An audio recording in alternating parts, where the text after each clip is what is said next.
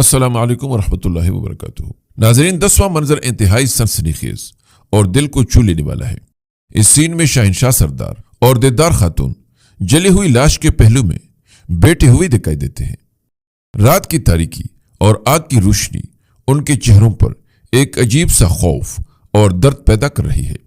دیدار خاتون کی آنکھوں میں آنسو ہیں اور دل میں بے پناہ درد۔ وہ کانپتی ہوئی آواز میں روتی ہوئی کہتی ہے، یہ میرے بیٹے کا ہاتھ نہیں ہو سکتا۔ یہ لمحہ ناظرین کے دل کو چیر دیتا ہے۔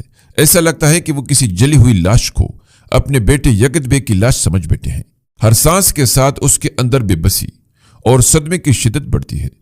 اسی دوران شہنشاہ سردار کو بھی اسی لاش کے پہلو میں بیٹا ہوا دکھایا جاتا ہے۔ وہ اپنی چھاتی پیٹتے ہوئے درد بھری آواز میں مسلسل چلا رہا ہوتا ہے، میری جان لے لو، میری جان لے لو۔ یہ آواز صرف درد نہیں بلکہ اس کا غم اور اپنی طاقت کی باوجود بے بسی کا اظہار بھی ہے۔ ناظرین کے لیے یہ لمحہ ایک قسم کی پیشن گوئی بھی کرتا ہے کہ یگت بے کی قسمت اب شدید خطرے میں ہے اور اس کی زندگی یا موت کا فیصلہ آنے والے لمحوں میں طے ہونے والا ہے۔ یہ سین نہ صرف صدمے اور خوف کی کیفیت پیدا کرتا ہے بلکہ آنے والے ایپیسوڈ میں ممکنہ انتقام، سازش اور فیصلہ کن جنگ کی جھلک بھی دیتا ہے۔ ناظرین کے دل میں سوال اٹھتا ہے، کیا یہ واقعی یگت بے کی موت ہے یا پھر کوئی اور سازش کار فرما ہے؟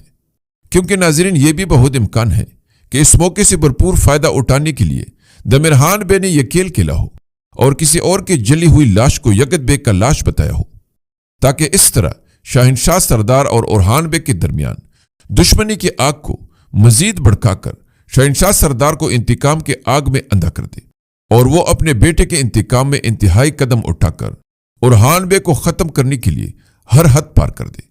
اور ناظرین، ہم سب جانتے ہیں کہ ایسا ہونا دمرحان بے کی دلی خواہش ہے، کیونکہ وہ کسی بھی صورت اب اورحان بے کو مزید برداشت نہیں کر سکتا۔ اس لیے یہ سین ہمیں یہ بھی بتاتا ہے کہ ایپیسوڈ کے آئندہ مناظر میں جذبات، انتقام اور خاندانی وفاداری کی کشمکش انتہائی حد تک پہنچ جائے گی اور ہر کردار کے فیصلے آگے بڑھنے والے کسی کی بنیاد رکھیں گے۔ ناظرین، 20ویں ایپیسوڈ کے دوسرے ٹریلر کا یہ نواں منظر ایک خوشگوار، نرم اور دل کو سکون دینے والا لمحہ پیش کرتا ہے، جو مسلسل جنگ اور سازشوں کے بیچ ایک خوبصورت وقفہ محسوس ہوتا ہے۔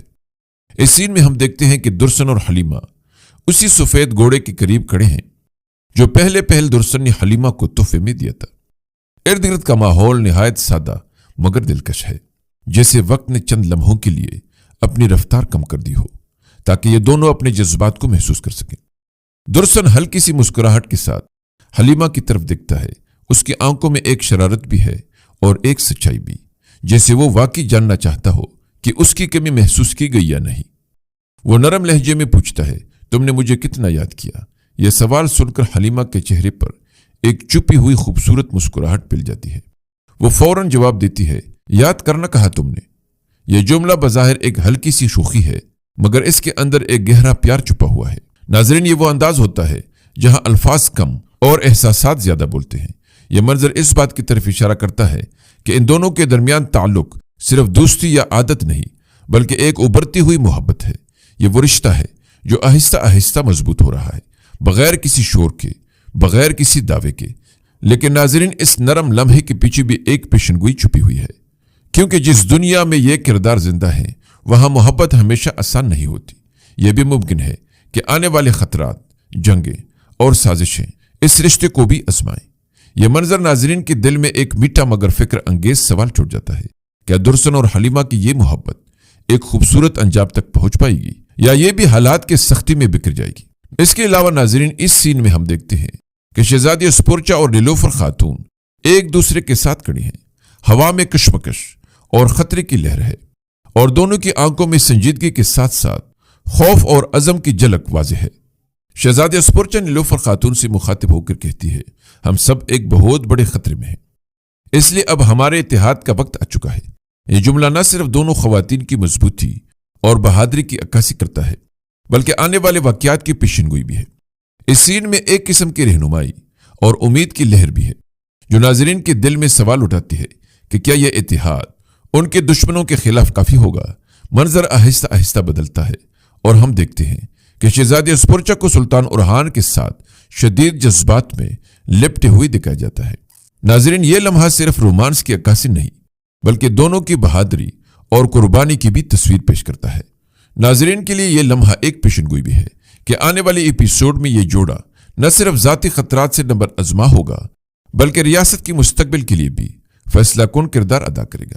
اس منظر کی کشمکش اور رومانی عناصر دونوں کے درمیان تعلق کو مضبوط کرتے ہیں، ساتھ ہی اس سین کی روشنی اور پس منظر کی دھندلی آہٹیں خطرے اور توقع کی فضا کو بڑھا دیتی ہے، جس سے ناظرین کے دل میں آنے والے ایڈونچر اور لڑائی کی شدت کے لیے تجسس پیدا ہوتا ہے۔ اس کے بعد ہم دیکھتے ہیں کہ سلطان اورحان اپنے خاندان کے ساتھ دسترخوان پر موجود ہیں، جہاں ہر چہرے پر سنجیدگی کی جھلک ہے اور ہر نگاہ میں ایک قسم کی فکری کشمکش محسوس ہوتی ہے۔ اورحان اپنی گہری اور اعتماد بڑے آواز میں اعلان کرتے ہیں، ہم نے شہنشاہ اندرونیکوس کے ساتھ معاہدہ کر لیا ہے۔ معاہدے کے مطابق اب میں شہزادی اسپورچا سے شادی کروں گا۔ یہ اعلان نہ صرف سیاسی معاہدے کی عکاسی کرتا ہے بلکہ نیلوفر خاتون کے لیے حیرت اور دل کی دھڑکن میں تبدیلی بھی لاتا ہے۔ اس کے چہرے پر حیرت واضح ہوتی ہے اور آہستہ آہستہ اس کی آنکھیں نم ہو جاتی ہیں۔ یہ لمحہ ایک بڑے تصادم اور جذباتی طوفان کی بنیاد رکھتا ہے۔ اس سین کی فضا میں ایک قسم کا اضطراب اور متوقع مستقبل کی پیشن گوئی ہے۔ ناظرین کے دل میں یہ سوال اٹھتا ہے کہ آیا یہ معاہدہ ریاست کے لیے فائدہ مند ہوگا، اور ساتھ ہی اورحان اور اسپورچا کی رومانوی تعلقات کی نئی جہت سامنے آتی ہے جو کہ آنے والے ایپیسوڈ میں مرکزی کہانی کی حیثیت اختیار کرے گی۔